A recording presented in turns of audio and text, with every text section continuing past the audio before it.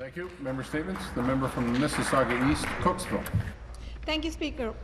On Sunday, February 23rd, the grounds at Queen's Park were a sea of people who had come out in solidarity with the people back in Ukraine struggling for freedom.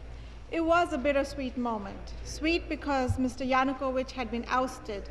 Sad because of the close to 100 lives that had been tragically lost in the latest struggle for democracy and freedom in Ukraine. The crowd had come out to pay their respects to those who had died, and the chants of heroes live forever rang through the cold air on the grounds of Queen's Park. The recent events in Ukraine have been a powerful reminder of the power of people.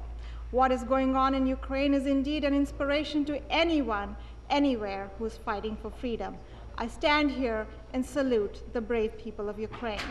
Closer home, here in Canada, Canadians of Ukrainian descent have from the very beginning stood in solidarity with the people of Ukraine. It is a heartfelt and poignant reminder to Ukrainians that they are not alone.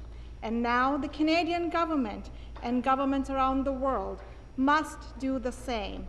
We must ensure that we stand with Ukraine in this historic time and work for a free and united Ukraine. That, Mr. Speaker, is the best tribute the world can pay those who gave up their lives for freedom.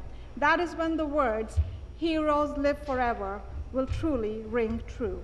Slava Ukraini.